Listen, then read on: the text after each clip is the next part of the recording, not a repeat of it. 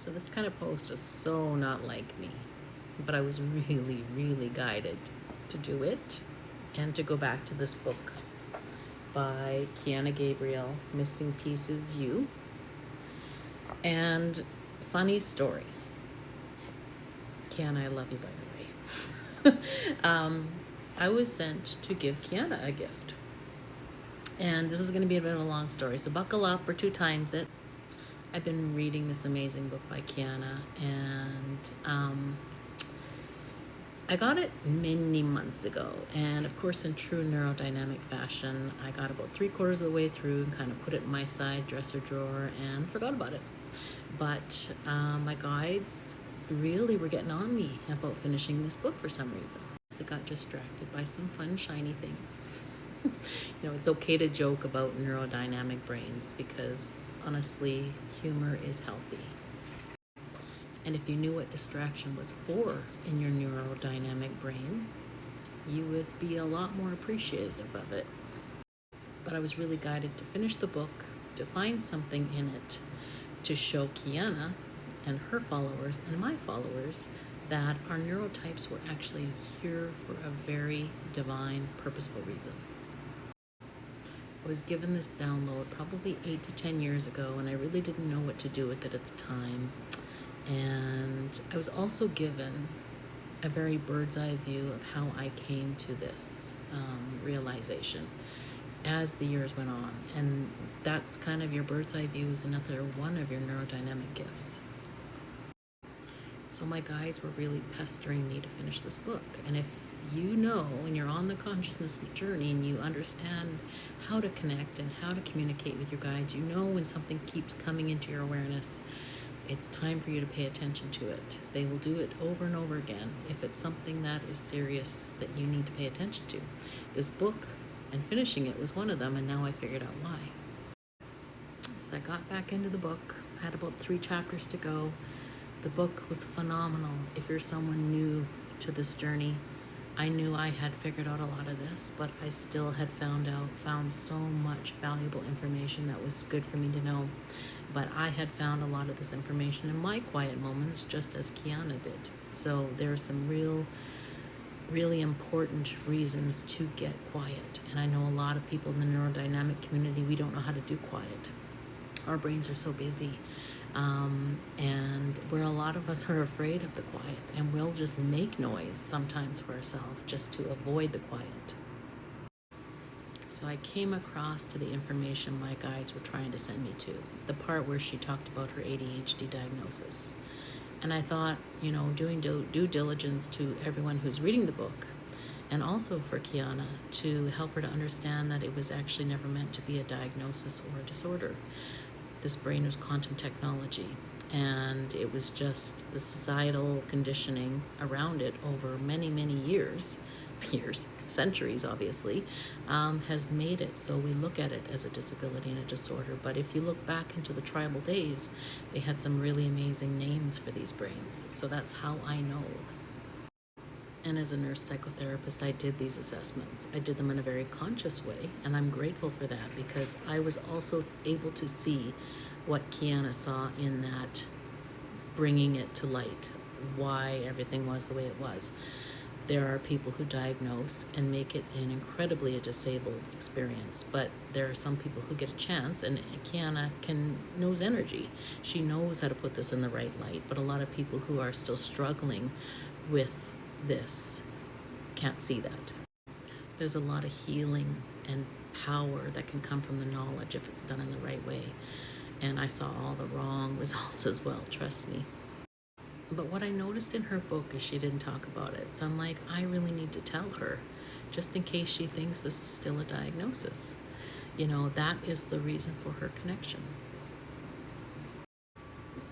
And my guides were guiding me to this so that I can provide healing for her and for a lot of other people.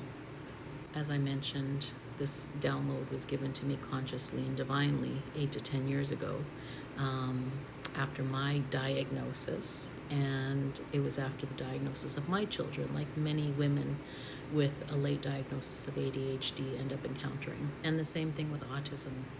They don't look like they have a different operating system. They are masking and molding themselves into a society that they think is appropriate because that's what they were told. And that's why you don't see them.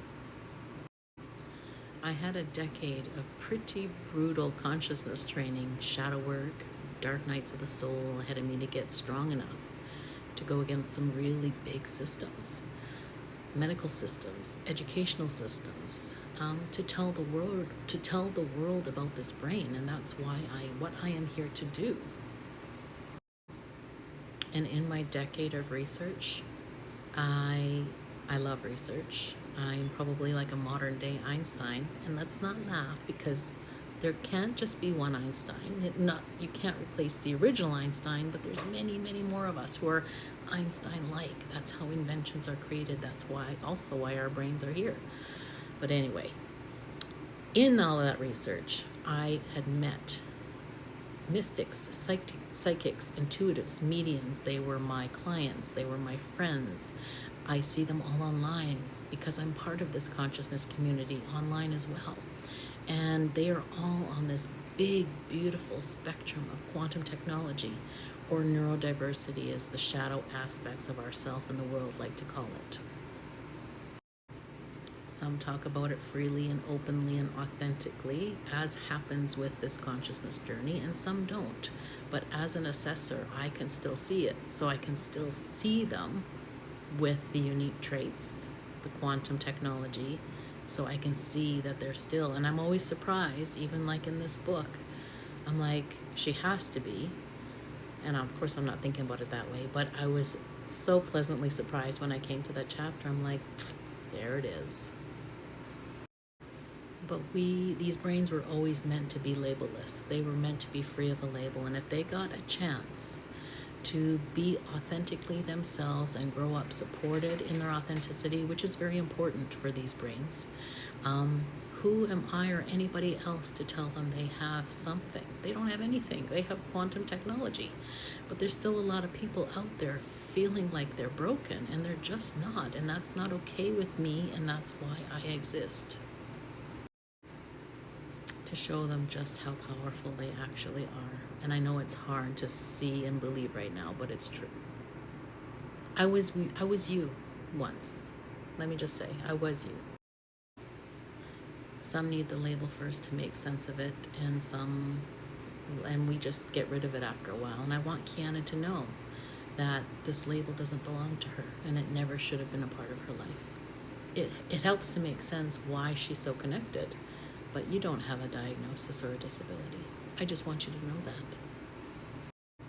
If you look at all the idiosyncrasies that come along with neurodiversity, what the world thinks it is, the more injured places of the world, what people don't love, the amazing sensory sensitivities, but those sensory sensitivities are important for that connection part. The inner dialogue is important for communication with your spirit guides, the inspired action, which the unhealed part of the world calls impulsivity, is necessary for taking that inspired action. The social justice part, the strong emotions, those are all very purposeful for changing our earth in a positive way. So this is quantum technology that was built to be here, if you can see it from that perspective. So anyway, I'm very grateful for your book, Kiana. I want to promote it for you as well, so that others can, it was so well written in such a healed lens. It's something you should all check out. And for every mystic, medium, intuitive, channel, psychic out there who thinks they have ADHD or autism alongside of it, no, it's the reason you can connect in the first place. I love you all.